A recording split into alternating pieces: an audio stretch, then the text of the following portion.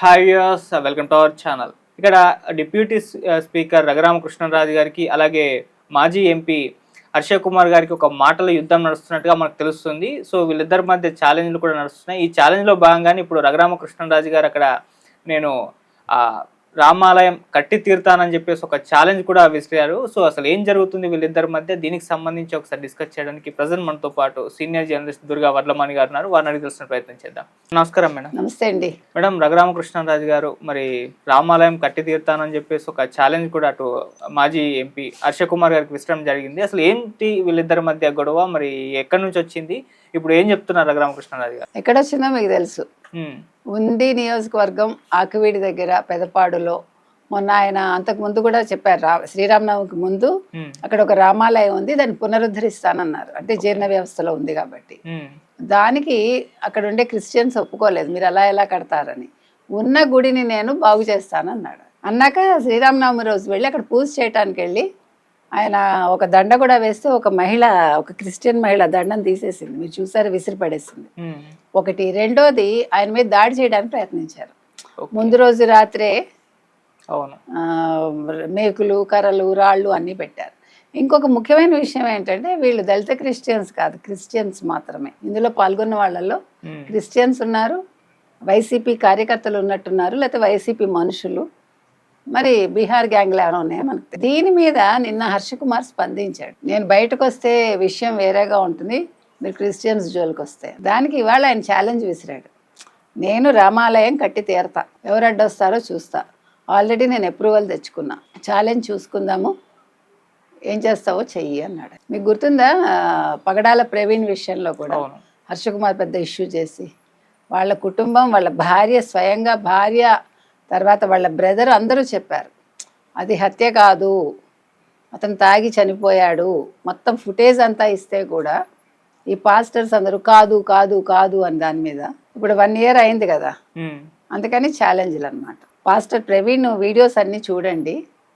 ఆయన అన్నీ హిందూ మతంలో ఉండే శివుడికి సంబంధించిన శ్లోకాలు కావచ్చు, అవన్నీ కూడా క్రిస్టియానిటీకి ఆపాదిస్తూ చదివాడు. ఆయన ఒక వీడియోలో చెప్తాడు, క్రిస్టియానిటీలో కులం లేదని. ఓకే. ఈ కుల వ్యవస్థ అనేది క్రిస్టియన్స్గా మారాక కులం ఉండదు అని ఆయన కూడా చెప్పాడు. అంటే వీళ్ళందరూ మరి పాస్టర్ ప్రవీణ్ మీద అభిమానం కదా, అందుకని మనం విషయం చెప్తున్నాం. ఇక్కడ విషయానికి వచ్చేసరికి ఇవాళ హిందూ భక్తులు అందరూ కూడా మీరు రామాలయం కట్టించండి, మేము శ్రీరామ అని రాసిన ఇటుకలు పంపిస్తామన్నారు. మీకు అయోధ్య రామాలయానికి చాలామంది ఇటుకలు పంపించారు, బంగారు ఇటుకలు, వెండి ఇటుకలు, మామూలు ఇటుకలు. అలాగే ఇక్కడ కూడా కట్టించండి, మేము ఇస్తామంటారు. అంటే హిందువుల్లో ఒక కదలిక వచ్చింది. ఈ కదలిక రావడానికి కారణం క్రిస్టియన్సే, అది మనం మర్చిపోకూడదు. అంటే నిన్నటి వరకు హిందువులుగా ఉన్న వాళ్ళు, మనకు అర్థం కాని విషయం అది, ఈరోజు ఇలా మారిపోతారు. ఇంత ద్వేషం ఎందుకు వస్తుంది? ఒక ద్వేషాన్ని నేర్పించే ఒక మతమేనా? విద్వేషాలు రెచ్చగొట్టకూడదు ఏ మతం కూడా. మతం అనేది అభిమతం, అంతే, మన ఇష్టం. మతం అంటే ఏమీ లేదు ఆ పదానికి అర్థం. మరి ఒక ఇష్టం అనేది ఒక అయిష్టంగా ఎందుకు మారుతుంది? మిమ్మల్ని నేను ఎందుకు దూషించాలి? ఇప్పుడు మేము ఒప్పుకోబట్టే కదా మీరు మా కాలనీ వరకు వచ్చారు. ఈ మధ్యకాలంలో కదా మిమ్మల్ని మేము రానివ్వకుండా చేసేంత ధైర్యం, సాహసం చేస్తున్నాం. అంటే మీలో ఒక మార్పు వచ్చింది. నిన్నటి వరకు ఆ మార్పు లేదు కాబట్టి ఒక 2-3 దశాబ్దాలుగా మీరు మమ్మల్ని అణగదొక్కడానికి చూస్తారు. ఇక్కడ ఎవరిని అణగదొక్కడం అనేది మతం నేర్పించదు. నేను ఎన్నిసార్లు చెప్పినా అదే. మతం అనేది కలిసి ఉండమని చెప్తుంది. నీ పద్ధతులు నీవి, నా పద్ధతులు నావి. మనం ఒకళ్ళనొకళ్ళం ద్వేషించుకోకుండా బతకాలి అని నేర్పించాలి ఏ మతమైనా. ఇప్పుడు నేను మీ చర్చికి వస్తానండి, నేను చర్చికి వెళ్తాను, నాకేం అబ్జెక్షన్ లేదు. నేను ఒక 2 కొవ్వొత్తులు కూడా వెలిగిస్తాను అక్కడ. అంత మాత్రాన్ని నేను హిందువుని కాకుండా పోను, అది నేను చెప్పేది. ఈ మధ్యకాలంలో నేను ఈస్టర్ ప్రసాదం తింటల్లా. ఈస్టర్కి వాళ్ళు ఇస్తారు కదా ఏదో, ఇదివరకు తినేదాన్ని. నేను ఎందుకు మానేశాను తెలుసా? నా క్లోజ్ ఫ్రెండ్స్ అన్న వాళ్ళు కూడా నేను ప్రసాదం ఇస్తే తింటాం మానేశారు. So why should I take? నాకేమీ ఏహ్యత లేదు, లేకపోతే నాకు అయిష్టత లేదు. నువ్వు చేయనప్పుడు నేను ఎందుకు చేయాలి? నా మతం ఆచారాలు నేను ఎందుకు పాటించను? అదొకటే నా ప్రశ్న. నేనేం మిమ్మల్ని అవమానించలేదు, ఇంకోటి చేయలేదు. మీరు మొహం మీద కొట్టినట్టు. ఇంకొక ఎగ్జాంపుల్ ఏంటి తెలుసా? నేను పేరు చెప్పను కానీ ఒక ఛానల్లో పనిచేస్తాడు ఆయన, హెచ్ఆర్ కింద. He's a Christian. He works for a Hindu భక్తికి సంబంధించిన ఒక ఛానల్లో చేస్తాడు. డబ్బులు కూడా అక్కడి నుంచే వస్తాయి కదా. సో దానికి సంబంధించిన ప్రోగ్రామ్స్ ద్వారా డబ్బులు వస్తాయి. ఆ డబ్బులు వాడుకుంటారు కదా, ఆ డబ్బుల నుంచి జీతాలు ఇస్తారు. సో అది ప్రాబ్లం లేదు.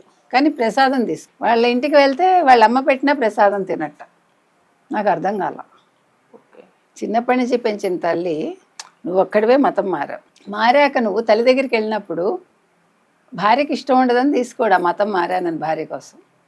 ఇలా ఎక్కడైనా ఉంటుందా? నేను అడుగుతున్నది అది. ఇప్పుడు మా ఇంట్లో కూడా క్రిస్టియన్స్ని చేసుకున్న వాళ్ళు ఉన్నారు, ముస్లిమ్స్ని చేసుకున్న వాళ్ళు ఉన్నారు. కానీ ఎవ్వరు కూడా ఇలా అబ్జెక్ట్ చేయరు. అమ్మాయి తింటుంది, మా మరదలు తింటుంది, తను పూజలు కూడా చేస్తుంది. అంటే ఇక్కడికి వచ్చినప్పుడు ఈ పద్ధతిలో ఉంటుంది అంతే. అలాగే నా అమ్మాయి హిందూ మతం ఏదో స్వీకరించిందని కాదు, బట్ షీ రెస్పెక్ట్స్. ఓకే, నేను అంటున్నది అది, give respect and take respect. నువ్వు దాన్ని అమలు పరచద్దు. రేపటి నుంచి ఇక్కడికి వచ్చినప్పుడు నువ్వు కొద్దిగా ప్రసాదం తీసుకుంటే నువ్వు అపవిత్రం అయిపోవు కదా. నీకు భయమా ఆ ప్రసాదం తింటే మళ్ళీ నేను హిందువుగా మారిపోతానేమోనని, గర్వాపసి అయిపోతుందని భయంతో తింటలేదా అంటాను. ఇవన్నీ మారాలి.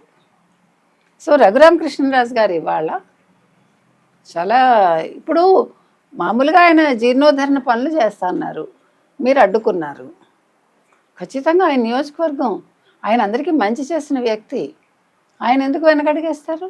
నువ్వు పూజించకు నీకు నమ్మకం లేకపోతే, బట్ నీకు అడ్డుకునే హక్కు లేదు. అవును, నువ్వు భారతదేశంలో ఉన్నావు. మీరు చర్చిలు కడితే మేము అడ్డుకున్నావా? పైగా ఇప్పుడు ఇంకొక ఇదేంటి తెలుసా, ఆయన చర్చిలు కూలగొట్టేస్తున్నాడు. అసలు అక్రమంగా నిర్మించిన చర్చిలు మాత్రం తీసేయాలండి, పర్మిషన్ లేకుండా. ఇప్పుడు దేవాలయాలున్నా తీసేయాలి. నేనేమి ఇక్కడ మనకి వివక్ష ఏం లేదు.